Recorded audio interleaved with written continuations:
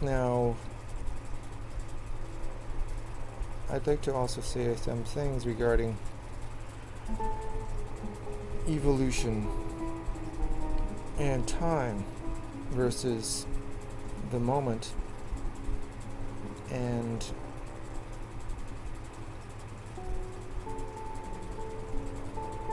the unfoldment of the spiritual idea. Time. Here we are. We are sitting on our clock. The cosmic clock. It is Earth, to some extent. The movement of the celestial bodies. Look around at you. Look out at the planet. Climb to some mountaintop. Get a nice view.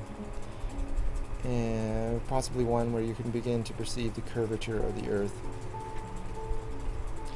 And imagine, if you will, this great globe we are, spinning every day, once, and every year, going around the sun. And then there are movements even deeper than that, because the sun itself is moving in relation to the galaxy. And the galaxy is moving in relation to all the other galaxies. And clusters of galaxies are moving in relation to other clusters of galaxies, and then on and on and on. So you have all these levels of movement which are occurring, and it's the great cosmic clock. The great cosmic clock is this momentum established by moving of these bodies. And if you think about that movement, you'll see that the spinning of Earth, both itself, around itself, on its axis, and then around the sun, has formed this long spiral which is undulating through space, on back and back, year by year by year. Great spiral going back further and further into time. On it goes. And when you're looking out over that vista, seeing the curvature of the Earth, you can almost, if you were to imagine past that curvature, see this huge spinning arc of the planet that you're on. That is the great spiral of time.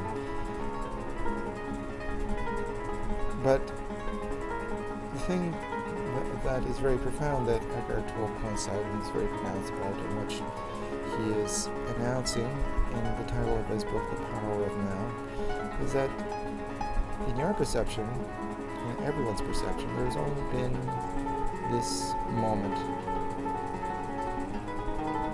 right now. That's all there is. So, what you begin to do is try to turn the inversion over, because time you perceive to be a finite sequence. The past, present, moving on into the future. Past we can see, the future we cannot. And it all has to do with this cosmic clock. Which is fair enough. It has a logic to it. But let us think also how our perception of the universe has changed, and how profound revelations have occurred. About 400, 500 years ago, it was quite broadly accepted that the world was the center of the universe. And that's not, I mean, today we laugh at that, but it's not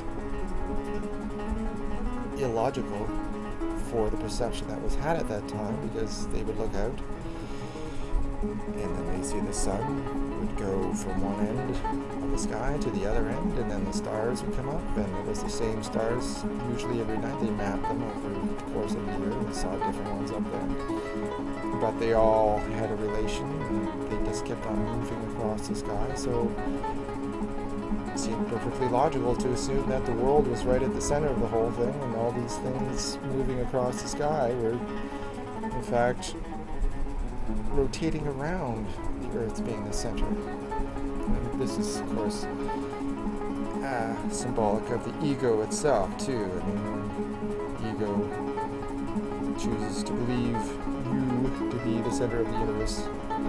I am the center of the universe. Everyone must revolve around me, which, of course, is an incorrect perception.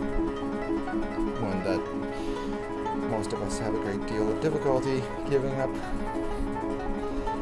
But it becomes essential to do that, because inevitably, in order to survive in humanity, we must sacrifice our ego. So this kind of incorrect perception of the nature of things is actually what is happening as well with time.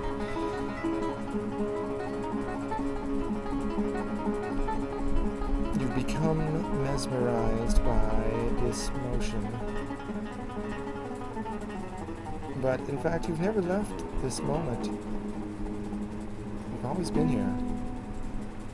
And all these events that you've seen, all those rotations that you've lived through every day and every year, they've all just happened in this moment. So now you see how we flip things upside down. The moment now is where everything happens. And when you begin to understand how that works, you begin to realize that you don't have to be controlled by time. You should be controlled by the unfolding of your own purpose, of your own love, of your own need to express. Those are the things that you have to work on. And you have to escape the notion of time coming at you, which is difficult because obviously there will be points in time when things are required of you. You have to be on schedule. But you will find that if you continue to be mesmerized by time, it will cloud your consciousness and make a stressful situation for you. But if you escape that and realize that the moment is now, you'll realize that the most important thing, even more important than maintaining those schedules, is getting it right.